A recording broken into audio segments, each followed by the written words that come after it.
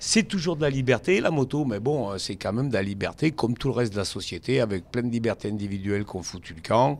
Et on a quand même l'impression, des fois, d'être guetté par des tirelires avec un appareil photo dessus. Pour je vois pas du tout, mais pas du tout à quoi il fait référence. Moi non plus. Je rêve de faire de l'art conceptuel en foutant des coups de fusil dans un radar que j'achèterais avant.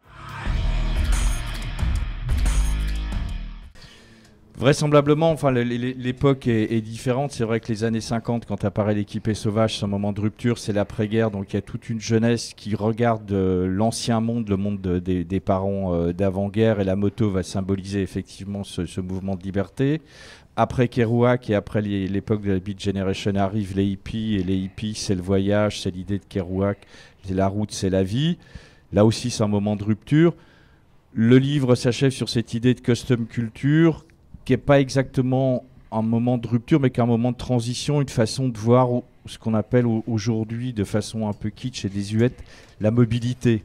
Et c'est vrai qu'en essayant avec tous ces garages, ces ateliers où effectivement on produit des motos à très très peu d'exemplaires, il y a cette vision d'une autre façon d'envisager la liberté, mais il n'y a plus le côté étendard comme pouvait le signifier McQueen, Easy Rider et Brando par exemple. Il manque peut-être un élément de rupture. Il faudrait qu'il se passe quelque chose aujourd'hui dans notre société pour qu'éventuellement on ait un nouveau chapitre.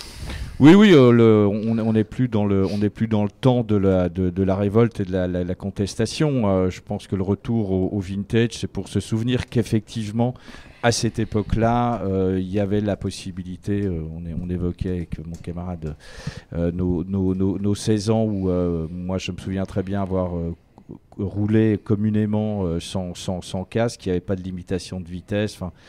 Voilà, alors c'était bien, c'était mal, c'était une autre époque. Voilà, c'est une couverture transgressive, parce que la moto était transgressive. On est dans une période de normalisation et la moto est un peu un jouet de cette transgression d'autrefois. Moi, je trouve que c'est dommage qu'on se fait piquer beaucoup de liberté, notamment celle, je sais pas, 130 à l'heure. Je crois que c'était la vitesse sous laquelle il fallait jamais descendre à l'époque. Et là, je vois qu'on n'a plus le droit à rien. Alors, c'est toujours de la liberté, la moto, mais bon, c'est quand même de la liberté, comme tout le reste de la société, avec plein de libertés individuelles qu'on foutu le camp.